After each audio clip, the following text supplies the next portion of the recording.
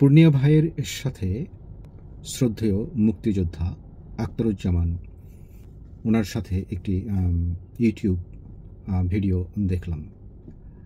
তো উনি বললেন যে এই প্রজন্ম যদি মুক্তিযুদ্ধকে না মানতে চায় তাহলে তার করার কিছুই নেই। কারণ বিগত সরকার মুক্তিযুদ্ধকে নিয়ে ব্যবসা করেছে। বিগত সরকার নিজেকে একমাত্র মুক্তিযুদ্ধের ধারক এবং বাহক হিসেবে প্রতিষ্ঠিত করার চেষ্টা করেছে। বিষয়টা কেমন যেন আমার কাছে এড়িয়ে যাওয়ার একটা মনোভাব হয়েছে। কেউ যদি মুক্তিযুদ্ধের কথা বলে, কেউ যদি জয় বাংলার কথা বলে, কেউ যদি বঙ্গবন্ধুর কথা বলে, তাহলে যে মুক্তিযুদ্ধ এবং তার পারিপার্শ্বিক বিষয়গুলো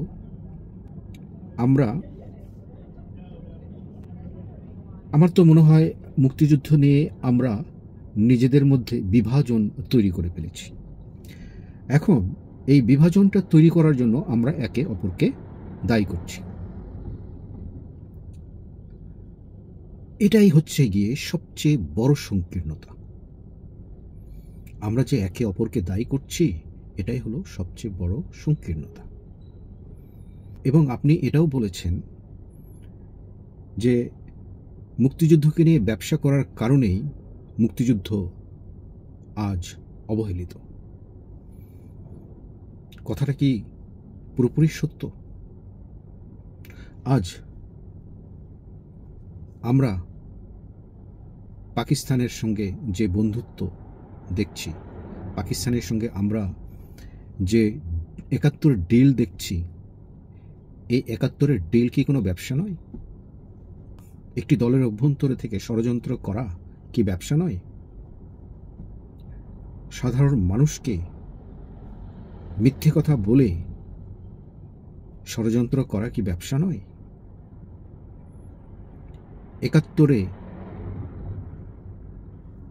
৭১ যুদ্ধ ভুল ছিল, ৭১ সময় গন্ডগোল ছিল।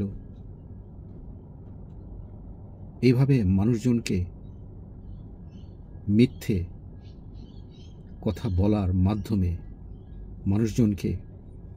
মানুষজনের ব্রেন ওয়াশ করাটা কি কোনো ব্যবসা নয়? ব্যবসা কি শুধু আওয়ামী লীগ একাই করেছে? আপনিও তো মনে হচ্ছে যে মুক্তিযুদ্ধকে নিয়ে কেউ কথা বললে আপনার ভিতরে একটা হিংসে কাজ করেছে, যে মুক্তিযুদ্ধ তো আমি করেছি, ও কেন এত বড় বড় কথা বলছে। না, এরকম তো হওয়ার কথা নয়। আমার তো মনে হয় যে মুক্তিযোদ্ধাকে নিয়ে সবাই মনে হচ্ছে যে না, আমি মুক্তিযুদ্ধ করেছি, এখানে আমরা বিষয়টা আপনাদের ভিতরে কাজ করে নাই। কেউ মুক্তিযুদ্ধের কথা বললে আপনার গর্ব করা উচিত। হ্যাঁ, মুক্তিযুদ্ধকে নিয়ে যদি কেউ ব্যবসা করে তার বিরুদ্ধে আপনি কথা বলেন, কিন্তু মুক্তিযুদ্ধকে নিয়ে চর্চা করা যাবে না।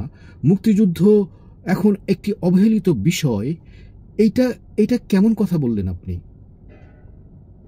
এটা কেমন ন্যারেটিভ? এই ব্যাখ্যাটা কেমন ব্যাখ্যা আপনি দিলেন যে এই প্রজন্ম যদি মুক্তিযুদ্ধ না মানতে চায় তাহলে আমাদের করার কিছু নাই? তার মানে আপনি দুইবারের নির্বাচিত সংসদ সদস্য, তার মানে 10 বছর পর্যন্ত আপনি জনগণের একটি গোষ্ঠীকে, একটি জনগোষ্ঠীকে আপনি ইয়ে করেছেন,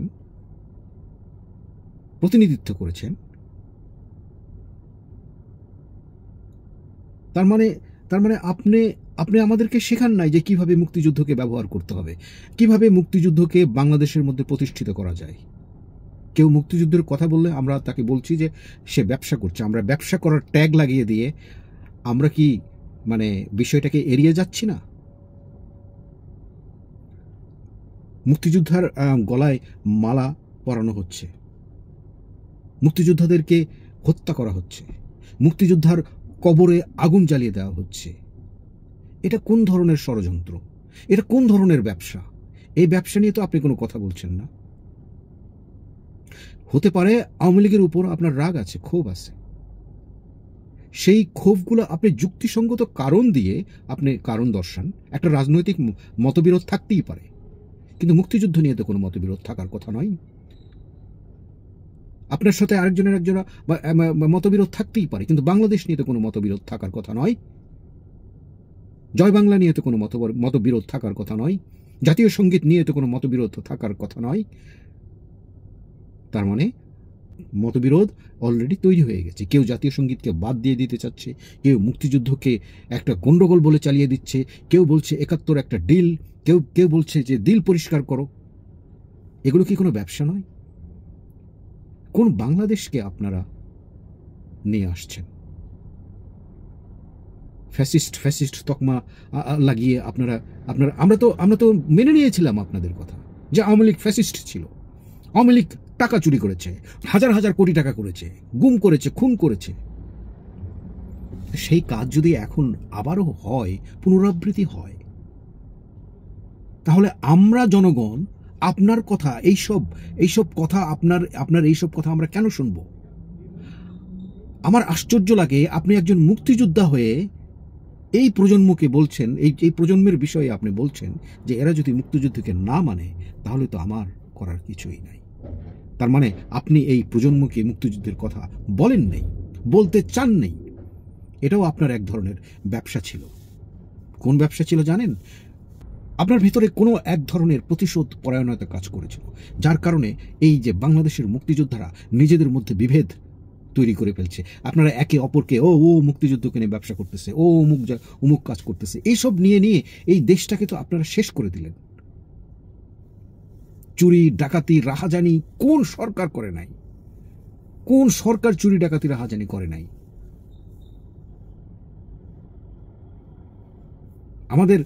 আমাদের দেশে গ্রামাঞ্চলে একটা প্রবাদ বাক্য আছে যে সব মাছই গু খায় আর ঘাইরা মাছের নাম হয়। এরশাদ সরকারও দুর্নীতি করেছে, বিএনপি সরকারও দুর্নীতি করেছে, আওয়ামী লীগ সরকারও দুর্নীতি করছে।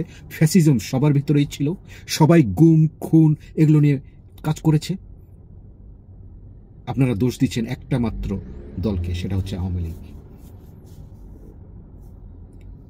এখন আপনি বলবেন যে আমি আওয়ামী লীগের দালাল। হ্যাঁ, বর্তমানে আমি আওয়ামী লীগেরই দালাল। কারণটা কি জানেন? আওয়ামী লীগ হচ্ছে একটি রাজনৈতিক দল। সে ভালো হোক খারাপ হোক, তার রাজনীতি করার অধিকার বাংলাদেশে আছে। যেরকম বিএনপি যদি দুর্নীতি করে, ফ্যাসিজম করে, গুম খুনের ইতিহাস তৈরি করে যদি এখনো রাজনীতিতে টিকিয়ে থাকতে পারে, তাহলে আওয়ামী লীগ কেন সেই একই দেশে একই অবস্থায় রাজনীতি কেন তৈরি করতে পারবে না? আর আওয়ামী লীগকে যে আপনারা বিতাড়িত করেছেন,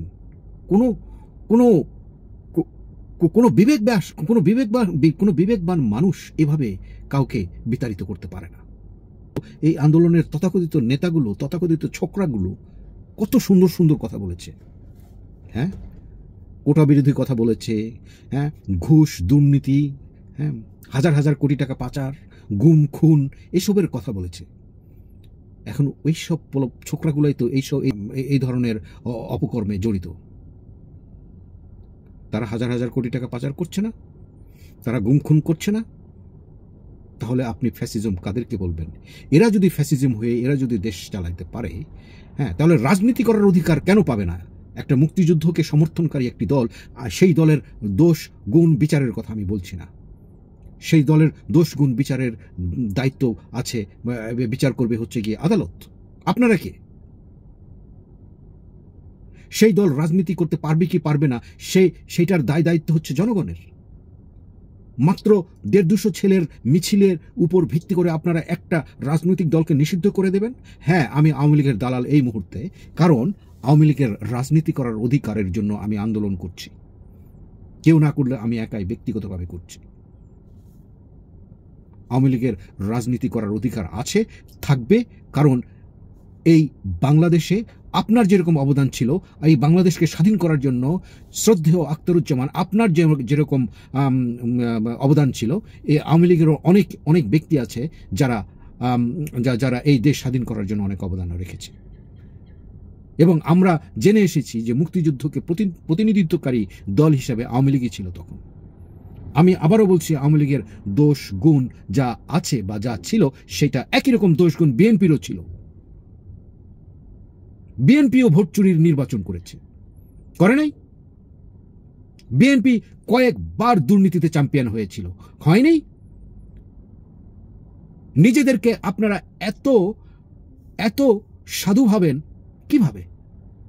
হ্যাঁ, আপনারা এমন ভাব করছেন যে আপনারা সাধু আর হচ্ছে গিয়ে আওয়ামী লীগ হচ্ছে অসাধু। আপনারা তো দুই দলই একই ধরনের অন্যায় অত্যাচার করে আসছেন, আর আমাদের মতো জনগণকে আপনারা জাঁতা কোলে পিছিয়ে মারছেন। আপনাদের তো কোনো জনগণদের জন্য আপনাদের কোনো চিন্তা ভাবনাই নেই। আগে আমার কথা ঠিক থাকুক, তারপরে জনগণ আসুক, তাই তো?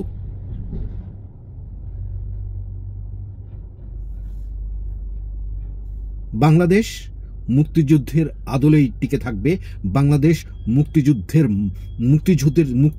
চেতনা নিয়েই টিকে থাকবে।